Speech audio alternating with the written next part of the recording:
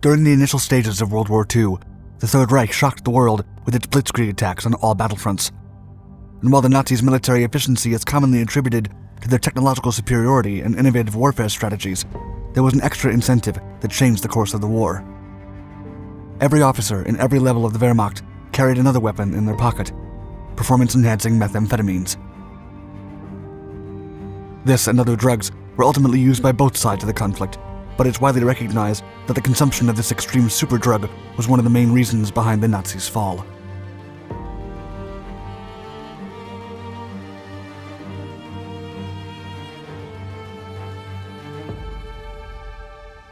Hitler's health. Adolf Hitler's mental and physical health has been the subject of both controversy and fascination throughout the years.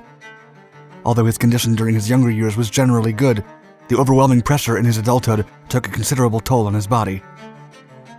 By 1936, the Führer suffered a long list of maladies, including insomnia, eczema, and gastrointestinal disorders. That same year, his personal photographer, Heinrich Hoffmann, introduced him to a Nazi-affiliated physician, Theodor Morell. The physician began treating Hitler with several concoctions, such as vitamins and hydrolyzed E. coli bacteria. The results were immediate, and the Führer was convinced that Morell was a genius. Soon, the physician became a part of Hitler's inner circle. When World War II broke out in 1939, Hitler's health had declined even further, as he was now suffering from many more ailments such as impaired vision, tinnitus, severe headaches, dizziness, and motility impairments. Morell, who many of the Nazi Party's top officers believed to be a quack, began to prescribe Hitler an even more potent cocktail of medications. These included sedatives, testosterone, morphine, oxycodone, barbiturates, cocaine, and the latest novelty on the rise, Pervitin. The drug of the people. Developed by German chemist and pharmacologist Fritz Hauschild, Pervitin was a non-prescription methamphetamine pill. Methamphetamine is a powerful stimulant even in small doses. The drug generates euphoria and increases wakefulness and physical activity while decreasing appetite.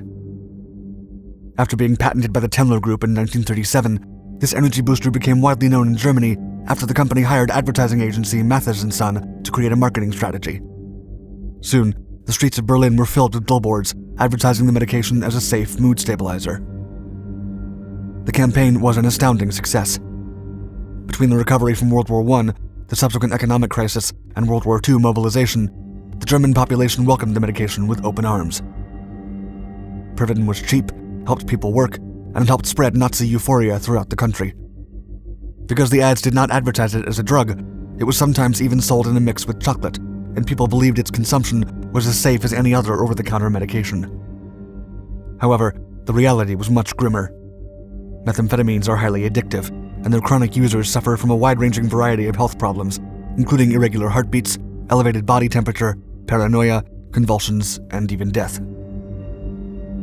In 1938, when the massive Temmler marketing campaign began, high-ranking Army physiologist and director of the Institute of Defense Physiology, Otto Ranke, had the idea to use this so-called miracle drug to keep Luftwaffe pilots alert and frontline soldiers euphoric. After getting an overwhelming reaction from the Führer over this innovative idea, Ranke tested the drugs on university students throughout the fall of 1939. Ranke's annotations indicate that soon after consuming Pervitin, tired students would become highly productive despite being short on sleep. Most of the subjects were not told what they were taking, and many of the first rounds of the experiment were often halted due to the patients suffering from panic attacks and heart palpitations. As the studies went on, several students became addicted to the drug and tried to confiscate supplies to help them prepare for exams. Still, Dr. Ranke continued to believe that Pervitin would give Germany an advantage over the Allies and win the war. Introduction to the battlefield. The first Nazi soldiers to try Pervitin during combat were a group of men from the 3rd Tank Division. They became test subjects during the occupation of Czechoslovakia in 1938. The results proved positive, and Dr. Ranke decided it was time to administer the drug on a larger scale. The first real military test was during the invasion of Poland in September of 1939. In only 20 days, the Germans overran their eastern neighbor, causing devastating losses. The invasion introduced a new form of offensive warfare, Blitzkrieg, which consisted of a focused blow at the enemy using mobile and maneuverable forces with both armored tanks and air support. This lightning war caught the enemy off guard due to the quickness of the attacks and advances.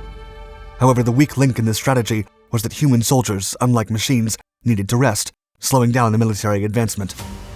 Thankfully for Nazi war planners, Pervitin eliminated this need. The drug was first introduced in the soldiers' daily rations and was consumed up to twice per day, giving the soldiers exceptional capabilities. They were now fearless, ecstatic, and full of energy, able to stay awake for 3 days without sleeping, and walk up to 40 miles with a heavy backpack on their backs without resting. Following the invasion of Poland, the Blitzkrieg strategy was also used in the French Ardennes in February of 1940 and in the Balkan campaign in October. A German commander sang the praises of Pervitin in his personal journal, writing that after consuming the pill, his men were, quote, fresh and cheerful, excellent discipline. With such positive testimonies from military commanders coming from all over Europe, Dr. Ranke implemented an official decree and contacted Temmler to order more Pervitin. In the span of April and May of 1940, the manufacturer delivered 35 million doses of stimulants to the Nazis, and the branch that was most interested in its immediate effects was the Luftwaffe, whose officers called it pilot salt. Soon, Pervitin fueled the entire Wehrmacht force. Withdrawal. As promising as the drug was to top officials, the long-term effects of methamphetamine consumption were devastating. Because of the short resting periods that the soldiers were taking, their bodies never recuperated after their long campaigns, and they became addicted to the stimulant. The soldiers eventually began suffering from exhaustion, heart pain, and circulation problems. And as the situation escalated, some began to perish from cardiac failure, military miscalculations, or by their own hands. Concerned about the reports, fellow Reich physician Leonardo Conti tried to limit the drug's use in 1940. His studies and subsequent proposal officially identified Pervitin as an intoxicant, and in 1941, the compound was formally prohibited. However, this classification did not impact the Nazi forces, and consumption did not decrease much, even amongst civilians.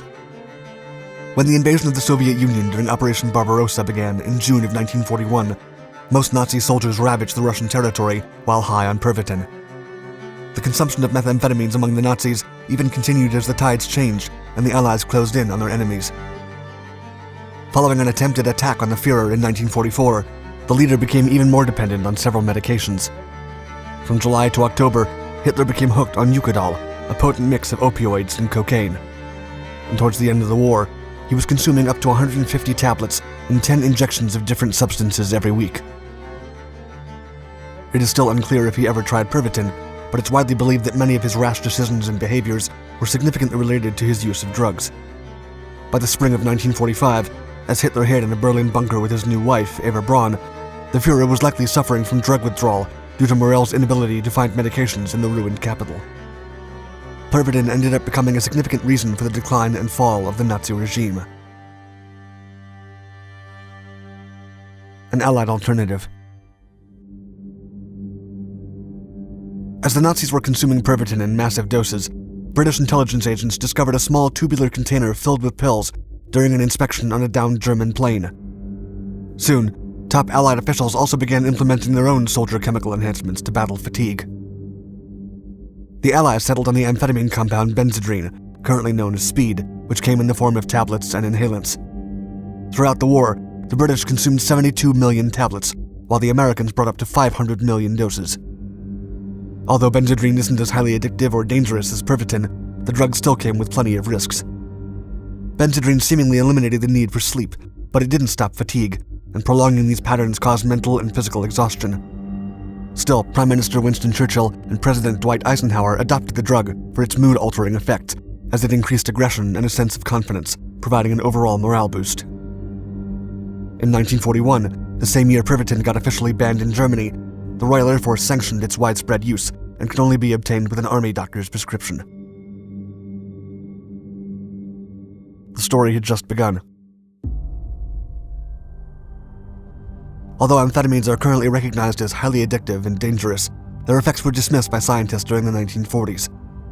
The full extent of meth addiction on Nazi soldiers during World War II is unquantifiable, and after the war, there was little to no help offered to the men who became dependent. The Temmler manufacturer continued to supply both the East and West German armies with methamphetamine pills for decades.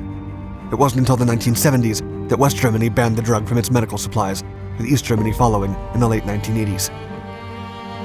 By the end of the Cold War, both sides cut ties with Pervitin, but the rise of methamphetamines as an illegally produced worldwide consumer drug had just begun.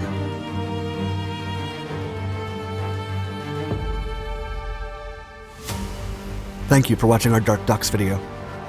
Please like and subscribe to this and all our other channels for more historical content. And let us know in the comments below your thoughts on the use of drugs for performance enhancements during the war.